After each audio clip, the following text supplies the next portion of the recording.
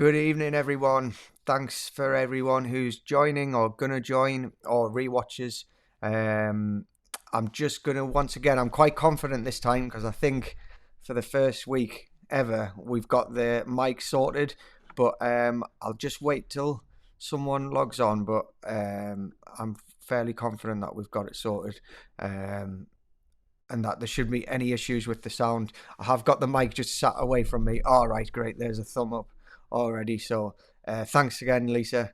So yeah, thanks everyone for joining me. Episode 5 of my Changing Lives with myself, Andrew Bell. Again, I'll just recap on where we were from last week. So last week I talked in quite depth about how my mental health plummeted. And again, sorry, I'm already going to take my glasses off because they're reflecting. And yeah, how my mental health just completely plummeted. And I was helpless and lost. Couldn't talk to anybody. Didn't know where to go. Didn't know where to turn to. I did actually, in fact, speak to my GP on 2 separate occasions and told them I was reliant on ketamine and very suicidal. But they gave me a number for talking changes.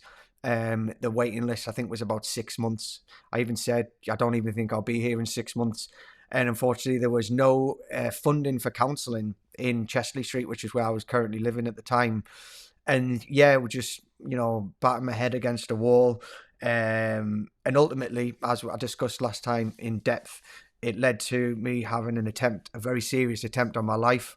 Now, following on from that, I did briefly touch on the end of last week that I had managed to overcome some hurdles in myself with regards to then being able to talk and open up to a nurse in the hospital and started to get a lot of baggage that I'd buried for so long off my shoulders and off my chest.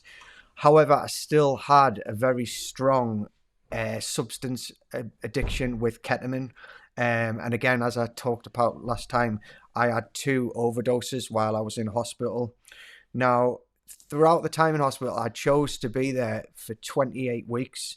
Now, the reason behind that was I just really wanted to take a time out to digest and acknowledge everything that had happened to me with regards to my paralysis, my future, my obviously the suicide attempt.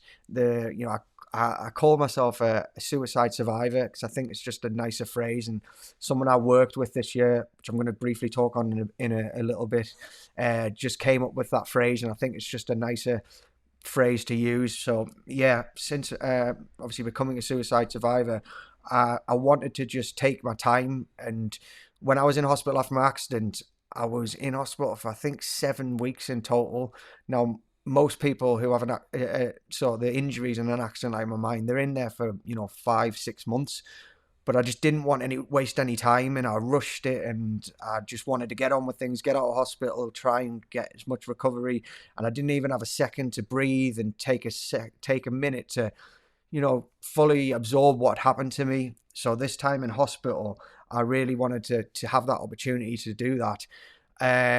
Now, one frustrating thing, which I think may be relatable, I'm sure it will be to some families who may be in a similar position to me, whether it being for, like say, an attempt on my life, or whether it be an accident, becoming paralyzed, or a disability, or whatever it may be, is that I was offered, and my mum and dad and my little brother were offered family counselling, especially, it's not, I don't bring this up too often because he hasn't really talked about it, but my little brother was the person who found me in the car, and I can only imagine what the sight he's seen, and for him to see his older brother like that, I'm sure he did go through a really dark stage.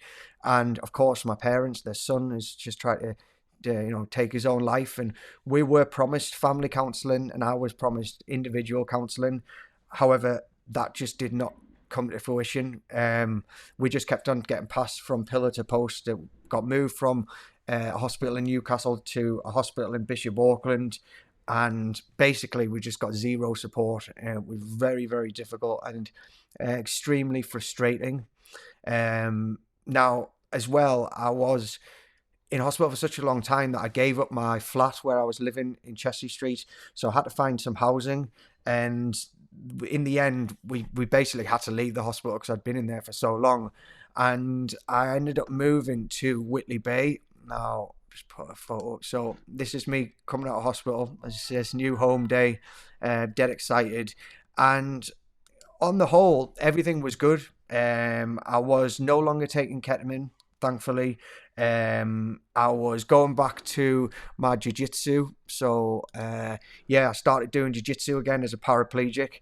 Now, when I'm rolling with people, they just don't use their legs. They tie their belt around their leg. They tie their legs with a belt. So it's sort of a fair fight, so to speak. And this is me with my coach Speedy and his wife Ritu, who I've been with since I started jiu-jitsu. And it's amazing for me. It's a passion that I love to this day. And the fact I can still go and I'm not the elephant in the room, because when I'm rolling, when people don't use their legs, they say actually it's good for us to learn a different style of defense and a different style of attack, and they can appreciate what I'm going through. And as I say, it's a life passion for me. So it was amazing that I could go back. And again, I was enjoying more socially with friends. So this is two friends of mine, and it was at one of their birthdays. So I was in a really good place mentally, and slowly making improvements with my life. And I was again, my relationship with Charlie was on much better, and I think I could relate to the fact that he said to me, I underestimated how much our relationship was in terms of him idolizing me as much as I did him. So again, it was just this was Christmas 2019 at my mum and dad's, and I was relatively clean. I'm not going to say completely clean, but I was in a much better place. And this is again me and Charlie go-karting. So everything was from the way things were previously. We're in a really good place now. Again, forgive me if I'm looking down. I'm just going through some notes. And one special thing that I was asked to become again for the second time was a godfather to my cousin Louise's little boy George. So this is me with George. Now, because of lockdown and COVID, I didn't actually get to see him until he was almost 1. But given the opportunity to become his godfather, this is a later picture of me and George. Getting asked that, it really gave me a massive boost. And I was thrilled and delighted that my cousin Louise and her husband Andrew asked me to become George's godfather. So those two, again, some special times post my sort of survival of my suicide attempt. Now, a couple of things did happen though, which were unfortunate. I ended up contracting sepsis through a cut on my leg twice, the end of 2019 and again the start of 2020. And it was just, so it actually contracted onto the metalwork in my back once I'd got the infection in me. So I was quite ill at the end of 2019 and 2020, very ill actually. And then lockdown happened. Now, one of the reasons I moved away from Chelsea Street, where my family are based, to Whitley Bay, was it was going to be closer to friends. Now, obviously, I couldn't predict the future, but lockdown happened, and like many people, I became isolated. And I did live with my mum for a period of time, but I'll be honest, I got introduced to crack cocaine by 2 people, and at the time, I didn't have a clue what I was getting myself into, naturally. And at the time, at the start, I thought I had control of it. I'd got rid of the ketamine, so in my head I was, no, I've got control of things here. And I was shamefully using, and I was going back to my apartment to get washed or change of clothes, and I was using, and then I was coming back and staying with my parents. And at the first, I was getting away with it, and I probably didn't, my sort of, the way I looked didn't change, and I was, wasn't using it particularly that often. But after lockdown, things, started to get worse. I've got a picture though, again, just as so this was me. Again, I'm not looking too bad, which compared to a picture that I'm going to show you in a short while. But this was the first time after lockdown with some of my closest friends in Newcastle. And again, I was, things were heading in the right direction, apart from the obvious in terms of I was still not really honest with myself, and certainly not honest with my family and friends. And there's a huge, naturally, rightly so, there's a huge stigma against using such drugs as crack cocaine, and it quite fast and quite abruptly got out of control. So as you can say, the contrast in terms of me today in this photo. So this was me around about, I'm going to say, the middle of 2019, coming up towards the end of 2019, the end of 2020. So I was, just, I don't think I appreciated at the time how quickly things were starting to spiral out of control. And I went to see one of my closest friends. He's a DJ, and he was DJing his first gig after lockdown in Newcastle. And I went with all my friends, and again, I don't think I appreciated how bad I must have looked, because everyone could see straight through me. They could see I was using, and they'd heard rumors from other people that I was, using such hard drugs. And naturally, I was in denial and denied it. But there was a pattern emerging, like there was with the ketamine before, where I was slowly losing grip of things, and I started to get that dark feeling again. And I actually had a bit of a meltdown at my friend's house after the gig, and I embarrassingly and shamefully have zero recollection of this.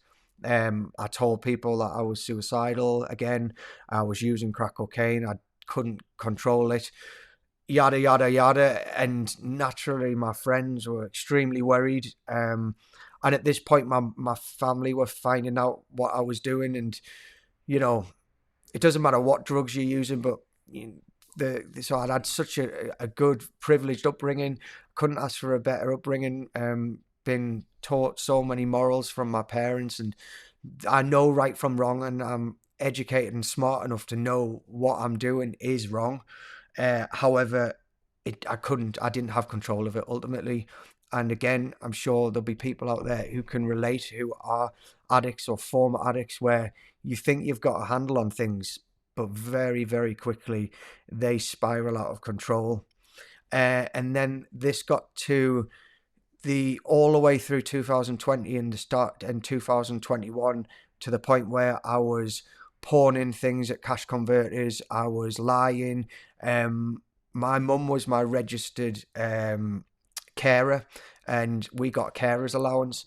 And it got to the point where my mum gave the carers allowance back, because ultimately I was spending the money that I should have been spending on food and everyday living. I was spending all my money on drugs, and then expecting my mum to give me that money, the carers money. Now, my mum rightly so said, I'm actually enabling you here, and I'm not paying for your drugs. So she stopped it. And I'm pleased that she did, because I would have just got even in a worse mess. But I started hanging around with some very, very naughty people, people I would never associated with normally, and I started just getting involved in really, really bad things, breaking the law, and ultimately, as I say, just anything of within worth that I could get rid of. I pawned my laptop, I pawned other electrical items, just because, as I say, I had no regard for anything or anyone. I even loaned out my car, again, shamefully loaned out my car to somebody who was selling me drugs, just so I could get free drugs. And he actually ended up damaging the car. So, and my family found out about that, and I can only be so apologetic to my family and my friends, especially my mum and dad, what they've gone through. The worry, knowing that I'd lent my car out. I'm half an hour away from where they live. On more than one occasion, they've turned up at my flat and found copious amounts of sort of paraphernalia. I don't smoke cigarettes, but my flat was always smelling of cigarettes, and they found various things that I'm so ashamed of, and I can't imagine the hurt that I've caused. And you don't see it. You don't see it when you're in addiction. You're so selfish and you're so self-absorbed about drugs. How can I get my drugs? And you just don't see it. And now looking back from an outsider, now looking in, it absolutely kills me to think what I've caused to my parents. And I just became a scumbag. I really did. And it came up to December 2021, so last year. My birthday's in December, and obviously there's Christmas. Now, we're very big as a family around this year, time of year, and it actually got to the point where I never thought it would reach, in the sense that my mum finally walked away. And I always thought she wouldn't do that, and I took it for granted. Basically, my mum does so much for me. I can't even put into words what she does. And she ultimately said she'd had enough and walked away. And a lot of my friends had walked away. I had contact with my friend who's a DJ, and he's probably the only one who I stayed in constant contact. But a lot of my friends, not forever, but they tried to guide me to different rehabs. And I did do a rehab, which I shamefully failed at, where I was still using. And I only went because I wanted my mum to be happy, and other people would be happy. So, but I was using while I was there, and it was a complete farce. And I very quickly got found out, and it came to the point where at Christmas, my older brother, and I admire him, and it was the right thing to do, that he refused for me to come for Christmas Day to spend with my nephew Charlie, who, as my previous videos everyone knows is my world. But he said he refused to let me come and sit with the family, knowing what I was up to and the people that I was sort of in the circles with, and they just wanted nothing to do with the person I'd become. I remember on Christmas Day just crying my eyes out, but I had no one to blame but myself, and I'd put myself there. And through the start of 2022, I started to come to the conclusion that if I don't do something, I'm gonna die. I really am. Again, this is it's a harsh picture, but I think I showed it in my first video. But again, this was me, and around January 2022, 6.5 stone, just a fully blown crack cocaine addict who was going nowhere fast other than to either prison or ultimately probably going to die. And I just didn't know. I didn't think there would be a way out. I thought, this is it. And I wrote out letters to family, and I was ultimately very close to having another attempt on my life. But knowing the destruction it caused to my mum the first time, I was on my bed with a knife, and I just couldn't do it. I couldn't do it to her. But I was, again, just completely, utterly in the biggest hole I was ever been in, with no way of knowing how to get out. And around about the end of February, well, it was the end of February, I got invited to my nephew's birthday, because I had started to make a tiny bit of inroads.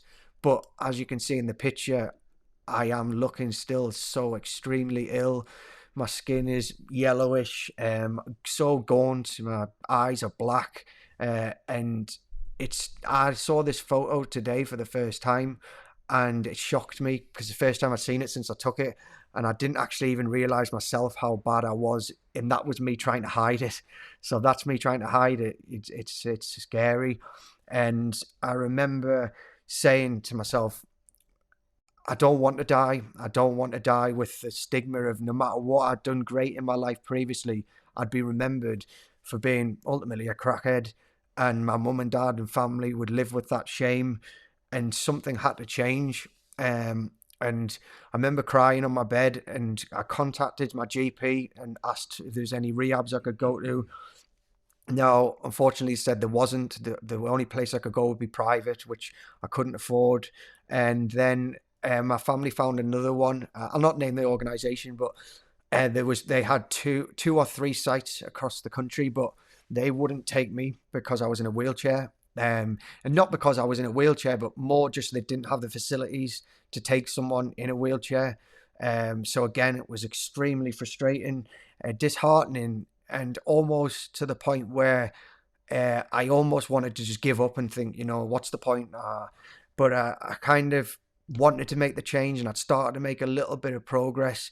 And I was thinking to myself, as long as I, keep trying, something might come along. And I think, you know, somehow by the grace of God, I got a message from a very close family friend, and she'd been in contact with a church in Houghton Spring, and Sir Peter Vardy is the patron of the ministry here where I'm at, and she asked him if he knew anywhere, and he said, give the details to the lady Anne, and she passed them on, and I remember crying on my bed, and I got a text message saying, ring this number and speak to Lisa, and who's down here. I did, and ultimately they said they would take me, but I was on at the time. I was on gabapentin for my paralysis. Now, this is just a point that I want to talk about. After my accident, I was told I needed to be on this for neuropathic pain, which I get all the way up here from my paralysis, and I was given 3,600 milligram a day of gabapentin, 30 milligram a day of amitriptyline, and 120 milligram a day of duloxetine. Now, that is almost certainly the gabapentin is the highest medical dose you can give. Now, I was told I had to come off all those things if I wanted to come here. So over controlled with my GP 10-week period, I came off them, and I didn't have a clue how much of a difference it would make. And that's the biggest understatement I could possibly say. I went from waking up groggy, dark, negative, lethargic, no motivation every day for a long time. And I decided I should have done it, silly. I didn't before this point, but I actually looked what the side effects of gabapentin are, and they are anxiety, depression, suicidal thoughts, and just darkness, really. And that's exactly what I was like. Now, over this 10-week period, I came off crack cocaine at the same time, but I went through the rattle of my gabapentin at my mum and dad's after I had an operation on my thumb in June. And I couldn't get off the sofa at my mum and dad's, even if I wanted to try and get drugs, which was a blessing in disguise. But the difference in me was so stark. I was light in my head. I was full of energy. I had loads of motivation again. My very positive, a lot like I was pre-accident in 2015. And the pain that these medications were supposed to be for didn't change. So ultimately, I didn't need to be on this medication. Now, I'm in no means advocating anyone to then just now stop taking your meds, because there are a lot of people who do need them and they are very beneficial. However, what I would say is that if you can just check with your GP or whoever it is that administers your meds that you definitely do need to be on the meds that you're on, because for 7.5 years I was on medication that ultimately I didn't need to be, and it definitely had a very big effect on my mental health. I'm not saying it was the be all and end all as to my previous sort of few years in the darkness, but I think it had a very, very big impact on me, and it's coming off it, I just feel night and day different, to the point where my family recognized that, and my mum and dad very, very kindly ended up buying me it's a trike that goes onto the front of my wheelchair, and it just gave me so much more independence. It allowed me to get out on my own. It's called a Firefly for anyone who is in a wheelchair who's interested, and the battery lasts up to 12 miles on a full battery, and it goes 12 miles an hour, but it just slots on and off the front of my wheelchair. And I started going out all the time during the summer, getting fresh air, and started just doing the right things. I'd come off the drugs, I'd come off the medication. I went from taking 26 tablets a day to now I take 3, and the difference in me was just ginormous. And I also ended up seeing a very close friend, my friend who's the DJ Chris's girlfriend, became a mental wealth coach. I'm sure she won't mind me saying, if you go on Instagram, she has a page called The Mental Wealth Coach, and she posted a post about how she came across the idea and how it was a passion of hers. And if anyone out there has got any passions, to not maybe stew on them, just go for it. And at the time I was in my mum's, and I listened and I thought, I've always had a huge desire to want to help people, and I've just and I thought about motivational speaking, but I wanted to be digging a little bit further into what I'd gone through, which is the reason, not so much just for this, because I didn't come up with this idea until I got here 6 weeks ago, but I definitely had a desire to want to become a guidance counselor for other paraplegics and their families, to try and help them not go through everything I've talked about in the last 5 episodes, and to help their families. It's nothing against anyone who is a qualified counsellor, but I think if I can speak to someone and say to them, I've been where you've been, I know exactly how you feel, I've worn the t-shirt many times over, but I have managed to get out of it. Again, just as an example, so this was me in June after my operation on my hand. Now the contrast compared to the picture of me here is just night and day. And this was February on the right, and then that's me in June, so just a few short months after again. And then this was me the last weekend before I came here with me and Charlie at my mum's. So in such a short space of time, and again this was me today, or last week even, in such a short space of time I've completely transformed myself from a place where I thought I would never get to. And I hope that can kind of be a tiny bit of motivation for people who might see me today and think, oh, look how far he's come. It didn't happen overnight. I could never do what he's done. I would have been saying the same thing if there's anyone watching who is in a bad place at the moment. I didn't think I'd be able to get there. And again, just as a last photo, this was my last weekend. I've managed to reconnect with all my friends, and they're all so proud of me. And working, that Charlotte on the left, who I've been working with Charlotte as a mental wealth coach since May up until the weekend before I came here. She just built me up again, gave me the confidence to believe in myself, worked on a lot of things for care plans for myself, but worked on me having a plans for what I want to do when I come out of here. I've already enrolled to do my guidance and counselling level 2 and 3 while I'm here in the Reach Out Ministries, and then doing my level 4 and 5 when I leave here, and working with her, knowing the difference I am just from what she's done for me, I now want to pass on to help other people. And if I can make a difference to just one person, then it's just so worth it. And it's I just want it to be hopefully an insight into how quickly things can improve and can change. And it's not easy. If it was easy, everyone could do it. But if you persevere and accept that there are going to be tough days, and but at the end of the tunnel there is light, and I am a living proof of that. And that has ultimately got me to where I am now. I've been here for 5.5 weeks now, so that's basically my testimony up until arriving here. So going forwards for the next few weeks, I'm going to do a few testimonies on my time here. I'm also going to do a sort of a day in the life of my time here as a paraplegic, just to show how I can sort of get around, and how the help I get off people, and what I do on a daily basis, and sort of the living sort of quarters here, and just to give people an idea, if there's any families, especially parents, who may have someone who's similar to me, who's a paraplegic, and just wants to know what it's like, and how do I shower, how do I go to the toilet, where do I sleep, yada yada yada.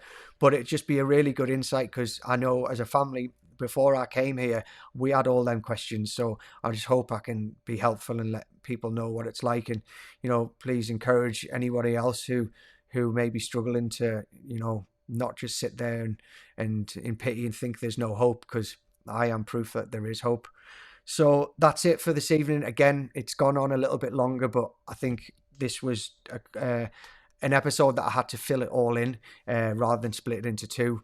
And as I say, next week I'll be talking more in depth about my time here and what I've been up to. So I look forward to seeing you all then, and thanks again for tuning in. And please feel free to share this to anyone. It's going to go on my YouTube channel after this, so please feel free to share it to anyone who may benefit.